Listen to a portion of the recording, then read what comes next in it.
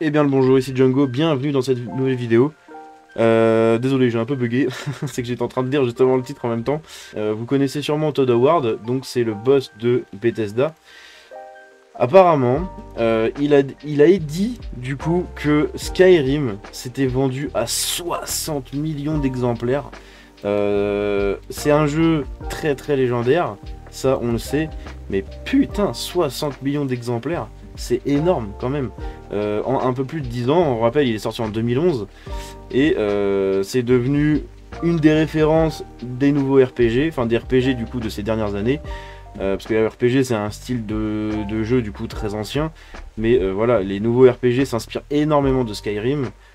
Et c'est vraiment une légende du jeu vidéo ce truc là, il y a eu des mods dans tous les sens. Le jeu continue d'avoir du contenu grâce aux modeurs, 10 ans, enfin 12 ans même maintenant après sa sortie, c'est assez incroyable. Skyrim, un succès aussi durable que colossal, que Todd Howard vise pour Starfield. J'espère vraiment que Starfield va atteindre ce niveau d'excellence.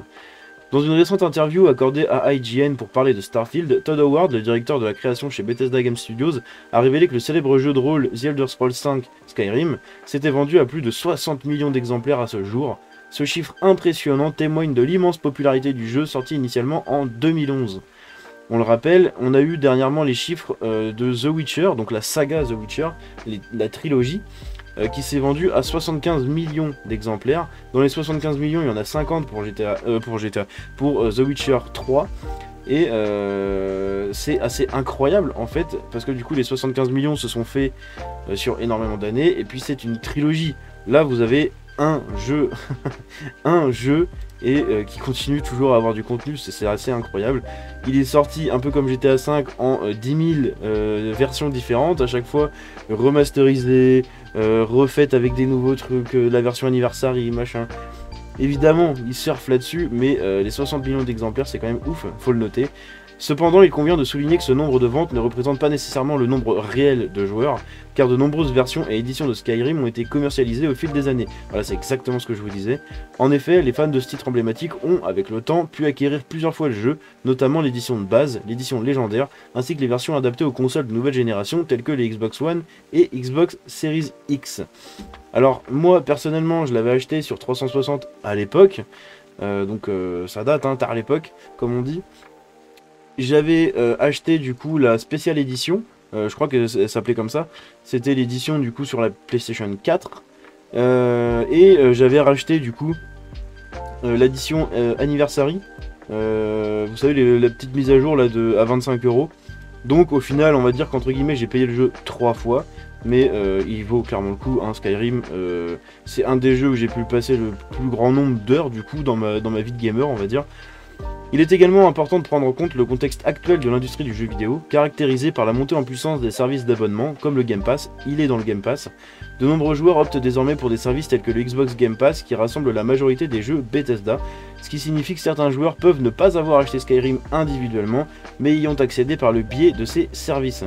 Et justement, c'est à ça qu'ils servent, et c'est à ça qu'un jeu comme Skyrim sert aussi, hein. C'est un jeu d'appel, comme un produit d'appel. Malgré cela, le fait que Skyrim ait réussi à atteindre une telle quantité de ventes témoigne de son attrait durable et de sa capacité à captiver les joueurs pendant de nombreuses années. Dans l'interview, Howard explique justement qu'il espère faire de Starfield un jeu aussi qualitatif et durable, même plus de 10 ans après sa sortie, exactement 13 pour Skyrim. Rappelons que Starfield sera disponible le 6 septembre prochain sur Xbox Series et PC, et que plusieurs éditions sont d'ores et déjà disponibles à la précommande. Si vous souhaitez en apprendre plus sur le jeu, blablabla, blablabla, et vous pouvez regarder ma vidéo où je décrypte le trailer, le trailer non, toute la séquence de présentation en fait qu'on a eu après le Xbox Showcase. C'est dispo sur la chaîne, elle est en épinglé, vous aurez pas de mal à la trouver. Bref, franchement, respect aux équipes qui ont développé Skyrim. C'est devenu un jeu culte, avec le fameux Fusroda qui a été repris je ne sais combien de fois. La musique du Dragonborn, tout le monde l'a dans la tête. C'est une légende parmi d'autres en fait, hein, dans le jeu vidéo, comme GTA V du coup, et tous ces jeux là. C'était quand même une grande époque, hein, le début des années 2010. C'était assez incroyable, hein. 2011 Skyrim, 2013 GTA V, The Last of Us. Il y a eu plein d'autres jeux que j'ai oublié dans ma tête, mais c'est assez énorme. Bref, voilà, 60 millions d'exemplaires sur un jeu Skyrim. J'aimerais bien voir les chiffres entiers de la saga The Elder Scrolls, parce qu'avec Oblivion et Morrowind, qui sont aussi les deux The Elder Scrolls les plus joués après Skyrim, j'ai vraiment hâte enfin, je suis vraiment curieux, on va dire, de savoir les chiffres de vente. Ça doit être assez énorme, ça doit se compter à mon avis vers les 100 millions d'exemplaires en tout. Bref, c'est assez ouf, respect du coup à toutes les équipes, bravo, et Skyrim, masterclass, et un jeu légendaire. Bref, c'est tout ce que j'avais pour cette petite vidéo, j'espère que ça vous a plu. La news était assez intéressante, était assez rigolote, donc je voulais vous la partager. Si c'est le cas, si vous avez aimé, vous pouvez liker la vidéo et vous abonner en activant la cloche, me suivre aussi sur tous les réseaux, tous les liens sont dans la description. Je vous dis à la prochaine, c'était Django, ciao.